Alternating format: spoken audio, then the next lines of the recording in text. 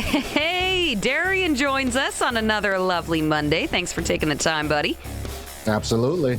You still How you recovering? guys doing? Good. Well, I mean, the game last night could have been better. Did you go watch it with your brother? I did.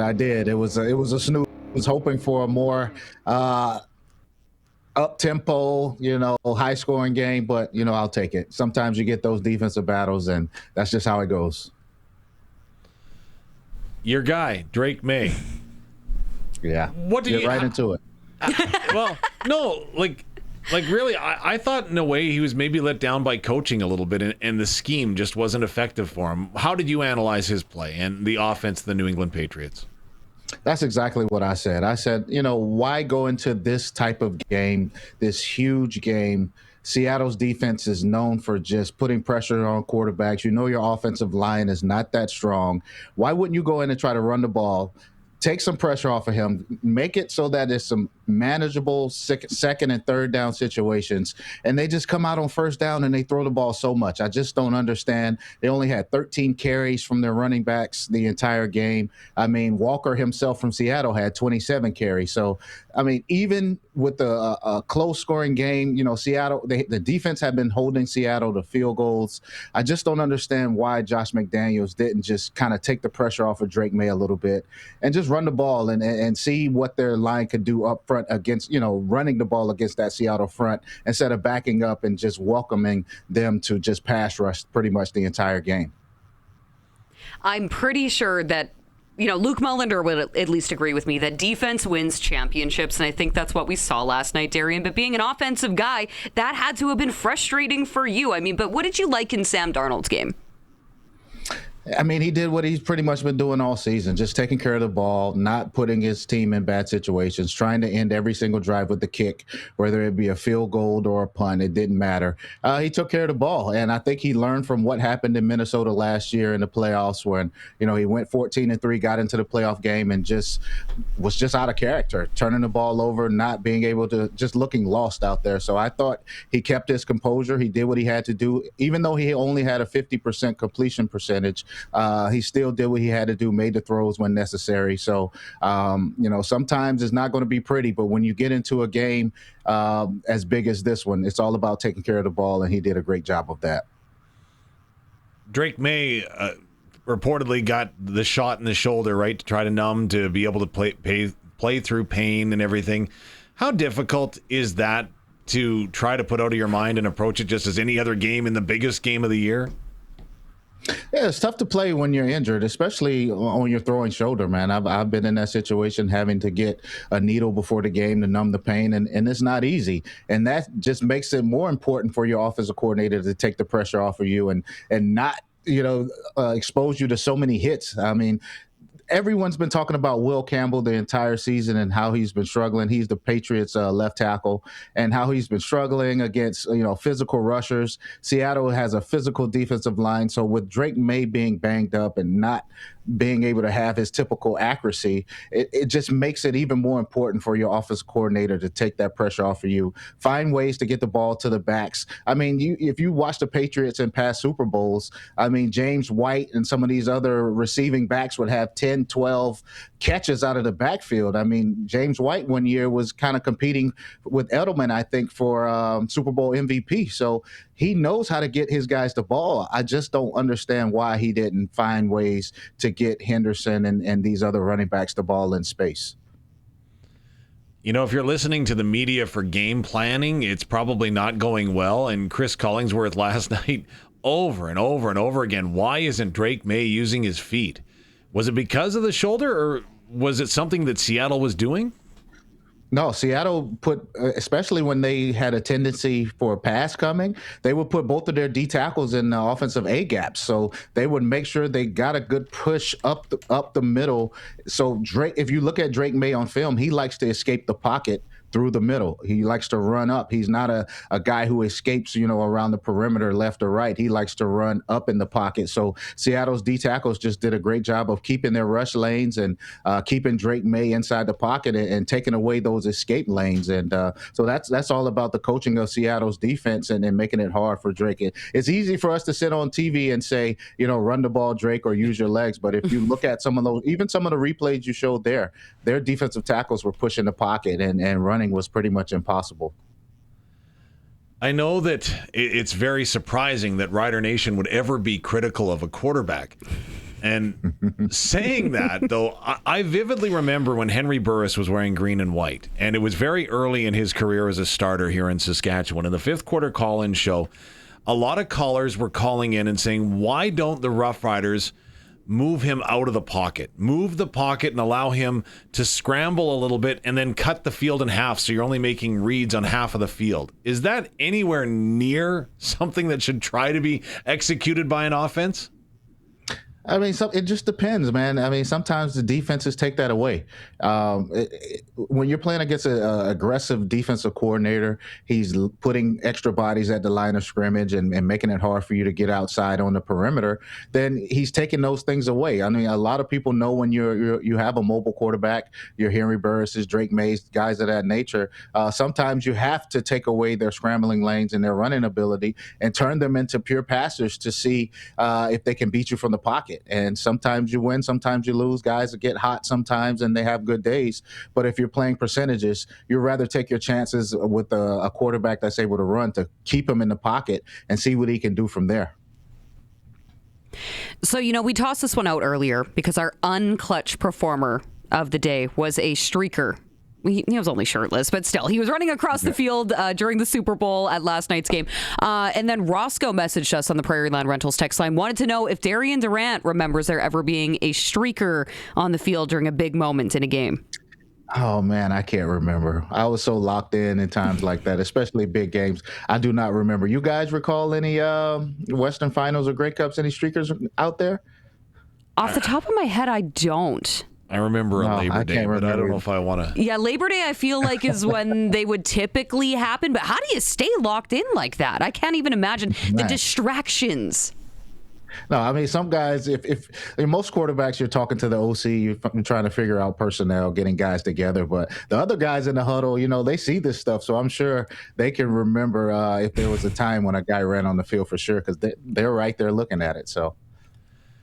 I love the game of adjustments and the chess match that happens during a game. And obviously with an extended halftime, you've got lots of opportunity to look at film, to scheme, to plan, to do whatever you can. How many adjustments do you think were made? And did you see anything that caught your eye that, hey, they figured this out? I think with Seattle's defense, they were doing a lot of defensive back blitzes, and I think I heard a stat where they had the fewest defensive back blitzes this entire season, and then they get in the Super Bowl and they do it at like 10 times or so. So, I mean, just the adjustments of seeing that New England's offensive line can't handle the pressures that they've been bringing. They continue to do that.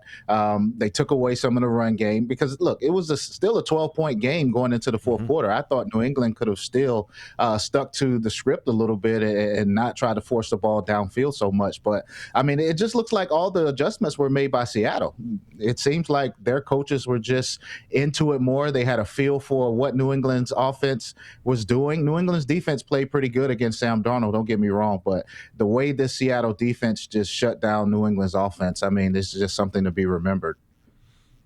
I know I sound like I'm anti-Drake May, this coming from the guy that started him on his fantasy football team for much of the season.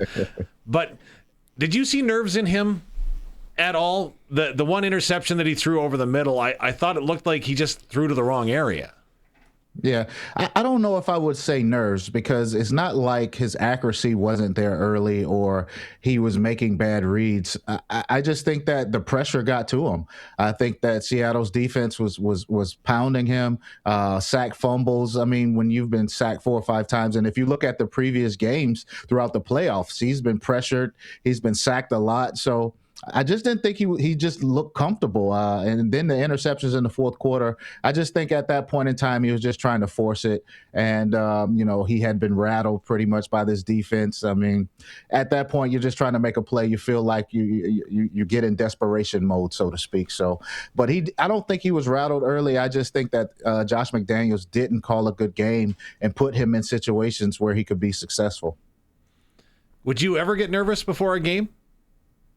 Oh, for sure. I was nervous before every game. I think, sometimes they're healthy nerves and then they're bad nerves. I would like to say that I had the healthy nerves where it's a little more anxious, and it's so much time. It's so much downtime before games, right? You're sitting there waiting. You go through warm-ups. You have to come back in. You have like a 20, 30-minute wait before you go out. So I think my nervousness just came from just anxiousness, just ready to get out there and ready to play.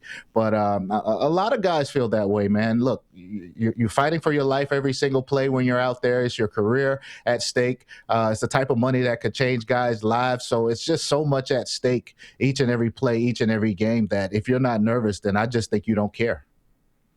It's a fair point. I thought, and again, correct me if I'm wrong, because obviously you have way more experience, Darian, than I do, but to me, I thought New England's offense was most effective when they went into tempo, right? And they weren't huddling and they were going.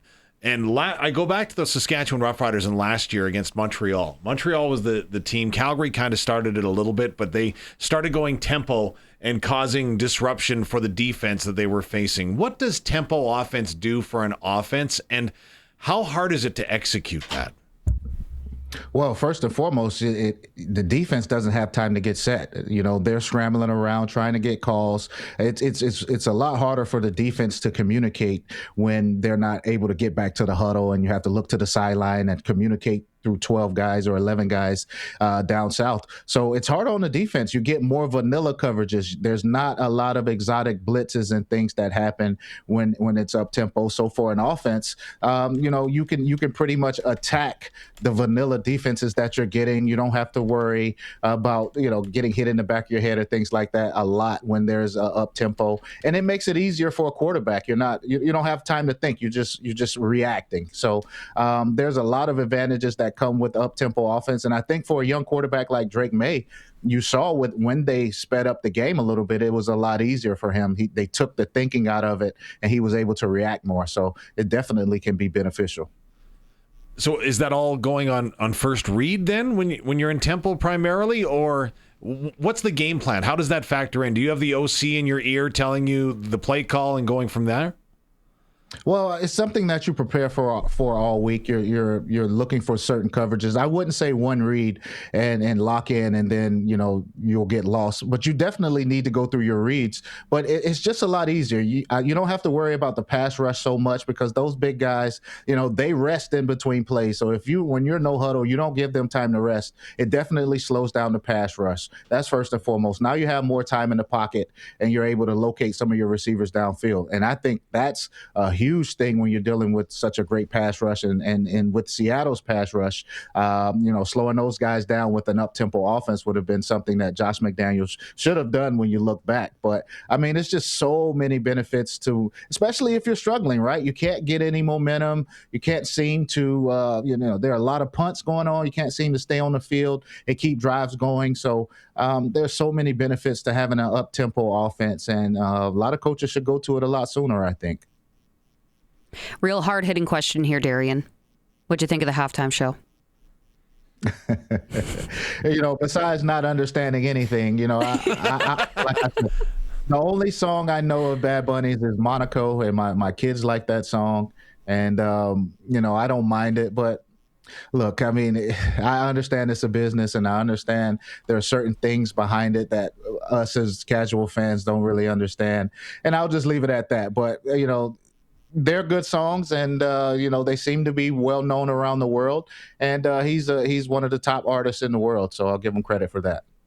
So what are you doing at halftime, right? Because it's longer for the Grey Cup, it's longer for the Super Bowl, and I know that routine is such a big, strict regimen that you want to follow and make it like any other game, but you've got so many other things happening. What do you change anything at halftime of the Grey Cup? You try not to. You try to have a certain routine, but maybe you add a couple minutes on each and everything you would typically do. So if it's for hydration, then you want to spend a little bit more time relaxing and getting your fluids in you. If it's watching the iPad, reviewing the different coverages or different things that the opposing team is showing you, then you add a couple minutes on that. So I think that you keep the same routine, the 3 or 4 different things that you do. You just spend a little bit more time doing it. And look, it'll go by fast. I'm sure it does. For those guys, when you're in the heat of the, it seems like a long time when you're on the outside looking in, but when you're actually there, and by the time you talk to one coach and you get some fluid in you and you gather the offense up and you're talking to the guys, it's time to go back on the field. Well, Darian, now that the NFL season is over, we just look forward to the next CFL season. So we are taking a break next Monday. We're going to be having the stat here in Saskatchewan, of course, but we'll talk to you again on the 23rd. I look forward to it. Yep, sounds good. Let's get back to some CFL ball. Let's go. Darian Durant, the one, the only, the legendary. Thanks again for joining us on the Western Pizza Guest Hotline. Thanks, guys. He joins us every Monday that we do The Cage, and we always appreciate his take. This is the Monday edition of the Sports Cage, brought to you by Sask Today. The Voices of Saskatchewan. Visit sasktoday.ca, Saskatchewan's leading online news, egg, and sports portal. Think of it like a newspaper from the old days without all the ink on your hands. We will take a quick break here, and we'll be back on the other side. It's the Sports Cage on the home of local sports on 620 CKRM and streaming at sportscage.com.